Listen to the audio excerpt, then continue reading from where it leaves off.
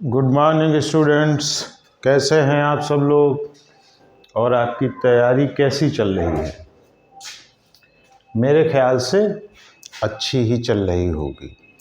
यदि आप रिवीजन कर रहे होंगे तो तैयारी अच्छी ही चल रही होगी, और जो लोग रिवीजन नहीं कर रहे हैं वे रिवीजन करते रहें। जो डेरिवेशंस हम लोग कर चुके हैं उन्हें कई बार अपनी नोटबुक पर रिपीट करते रहें, रीराइट करते रहें, जिससे आपको सारे डेरिवेशंस कंठस्थ हो जाएंगे।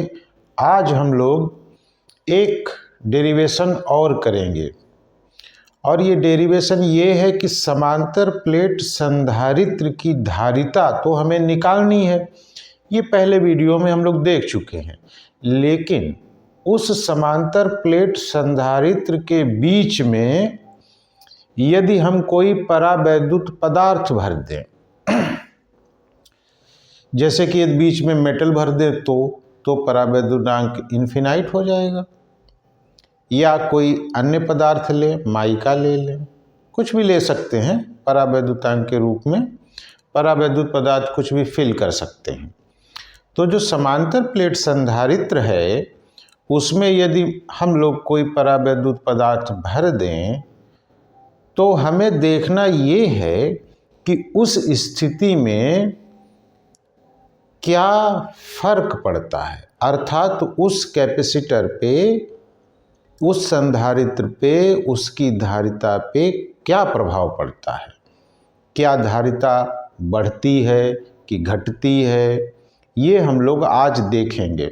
दूसरी बात, ये डेरिवेशन तो देख ही लेंगे, पूछा भी जाता है, लेकिन साथ ही साथ आपका एक न्यूमेरिकल भी यहाँ से तैयार हो जाता है। वो इस प्रकार से, क्योंकि न्यूमेरिकल में कभी कभी ये आपसे पूछ लेते हैं कि यदि हम परावैद्युत पदार्थ भर दें तो इस संधारित्र की धारिता कितनी हो जाएगी।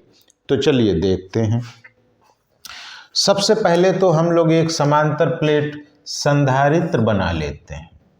तो ये है समांतर प्लेट संधारित्र। जैसा कि आप पहले जान चुके हैं कि दोनों तरफ से हम लोग इनकी अर्थिंग कर देंगे ताकि बाहर इनके चार्ज न रह जाए और आवेश इनके अंदर रहे। अब आप देखिएगा, जब हम लोग इसमें कुछ भी नहीं भरें, इसमें वायु हो, इसमें निर्वात हो, तो वैद्युत क्षेत्र की तीव्रता कितनी होती है। और अगर कुछ इसमें फिल कर देते थे तो वैद्युत क्षेत्र की तीव्रता कितनी होती है। चलिए देखते हैं। Q इज इक्वल टू, या आप ऐसे लिखिए C is equal to Q upon V। Q तक हमें कोई दिक्कत नहीं है, हमें अच्छे से पता रहता है कि Q क्या ही होता है, लेकिन V हमें कैलकुलेट करना है। अब देखिएगा, ये जो प्लेट हैं ये चादर के समान है। इनका क्षेत्र आवेश घनत्व या पृष्ठीय आवेश घनत्व Q अपान A होता है। तो Q is equal to sigma into A हो जाता है, ये आप जानते हैं। अब यदि हम लोगों को V फाइंड आउट करना है तो उससे पहले हमें E पता होना चाहिए। E होता है सिग्मा अपान एप्सिलॉन नॉट। तो E is equal to sigma की वैल्यू रख दीजिए, आप यहाँ से रख दीजिए Q upon A epsilon not.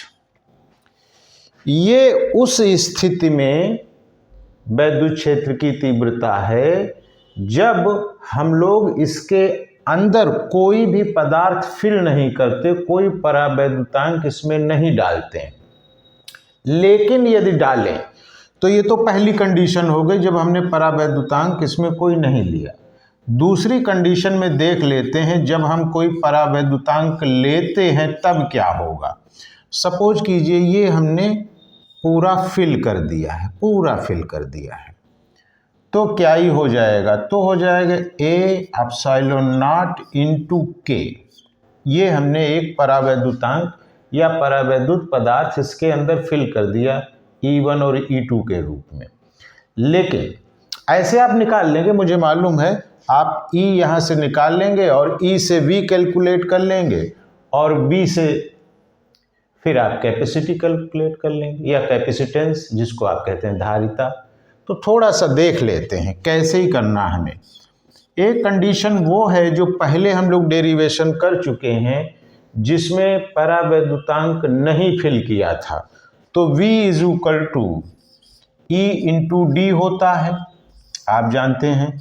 E का मान जरा रखिए, A epsilon not into D, ये V आ गया तो C आ जाएगा Q अपान V। तो देखिए Q into D A epsilon naught, तो ये कैंसिल हो जाएगा। तो C इक्वल टू क्या आता था, A epsilon naught upon D. ये उस कंडीशन में संधारित्र की धारिता है जबकि हमने संधारित्र के बीच में कुछ भी फिल नहीं किया है। और यदि फिल कर दें तो क्या होगा, तो E का मान फिर हम ये वाला लेंगे। तो E का मान जब हम ये लेंगे तो कैपेसिटी कैसे निकालेंगे, C equal to Q upon V। तो देखिए Q ऐसे ही ले लेंगे, फिर V की वैल्यू क्या आ जाएगी, यहाँ पर K आ जाएगा। तो आ जाएगा Q into D upon K epsilon not A। तो Q Q कैंसिल हो जाएगा, फिर आंसर क्या आएगा, K epsilon not A upon D। तो कैपेसिटी ये आ जाएगी, कैपेसिटेंस ये आ जाएगा। तो संधारित्र की धारिता बदलती रहेगी। अगर नीचे का मान बढ़ाएंगे तो धारिता घटती है, ऊपर का कोई मान बढ़ाइए तो धारिता बढ़ती है। इसका मतलब अगर हमने संधारित्र के बीच में कोई परावैद्युत पदार्थ भर दिया है तो संधारित्र की धारिता बढ़ जाती है। एक बात ये, तो हमने दो तरीके के वे फार्मूले देख लिए हैं, एक बिना परावैद्युतांक और एक परावैद्युतांक वाला। लेकिन हर बार ऐसा तो नहीं होगा, ये ज़रूरी नहीं है कि हम इसमें परावैद्युत पदार्थ दोनों प्लेटों के बीच पूरा ही भर दें। कभी कभी ये आधा अधूरा रहेगा। उस स्थिति में क्या होगा, तो आप देखिएगा उस स्थिति में क्या होगा।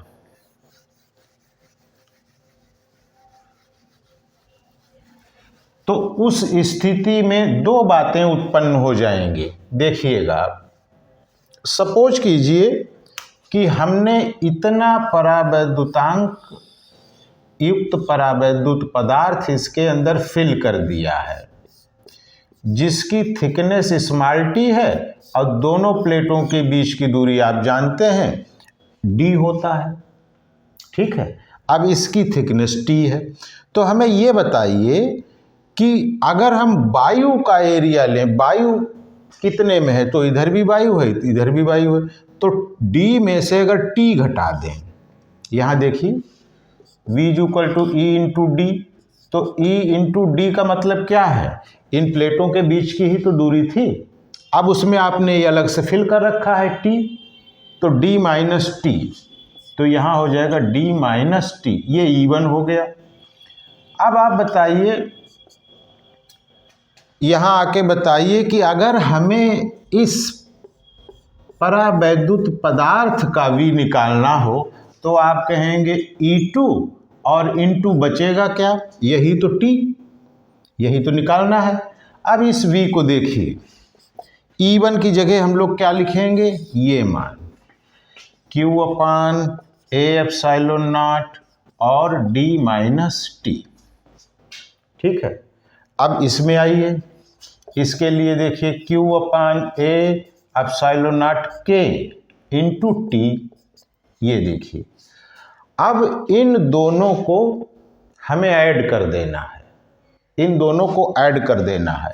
ये है V1, ये है V2, तो V बराबर V1 प्लस V2। अब आप देखें Q upon A epsilon naught D minus T plus Q upon A epsilon not K और ऊपर है T।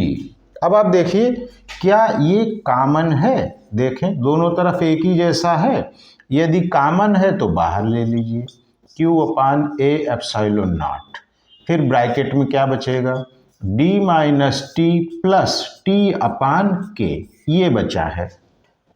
जब आपने v कैलकुलेट कर लिया तो आवेश में तो कोई परिवर्तन नहीं आया, आवेश तो उतना ही है। तो हम c निकालते हैं। तो देखिए संधारित्र की धारिता बराबर q अपान v, q में कोई बदलाव नहीं हुआ, v का मान रखिएगा q a epsilon naught d minus T plus t upon k. ये देखिए अब ये तो कैंसिल आउट हो जाएगा, तो c equal to a epsilon naught upon d minus T plus T by K. ये देखिए, तो अब जो फार्मूला आपके पास आया है जिसमें आपने आंशिक रूप से परावैद्युत पदार्थ भरा हुआ है, तो आंशिक रूप से जितना भरा हुआ है उसको अगर कैलकुलेट करना है तो ऐसे वैल्यू आ जाएगी। कभी कभी क्या होता है, अध्ययन करते करते आपको कभी इस प्रकार के प्रश्न मिल जाते हैं कि वो आपसे कहेंगे हमने आधा भरा हुआ है, कभी कहेंगे 2/3 भरा हुआ है। तो आधा भरने का मतलब ये है कि ये d/2 हो जाएगा और इधर d/2 हो जाएगा। तो d/2 मान रख के आप उसे कैलकुलेट कर सकते हैं। खैर वो समस्या अभी आपके सामने नहीं आने वाली है, अभी बोर्ड के पेपर्स नज़दीक हैं, तो उस पॉइंट ऑफ व्यू को ही हम लोग देखने की कोशिश करेंगे जिससे कि आप बोर्ड्स में अच्छे मार्क्स ला सकें। इसको आप रिपीट कीजिएगा, 1-2 बार देखिएगा, देखने से ये आपको याद हो जाएगा। और यदि कोई परावैद्युत पदार्थ समांतर प्लेट संधारित्र में फिल किया गया है तो उसके लिए आप सूत्र का निगमन भी कर पाएंगे और उस पे आने वाले न्यूमेरिकल्स को भी आप सॉल्व कर पाएंगे। तो वीडियो को देखने के लिए बहुत बहुत धन्यवाद।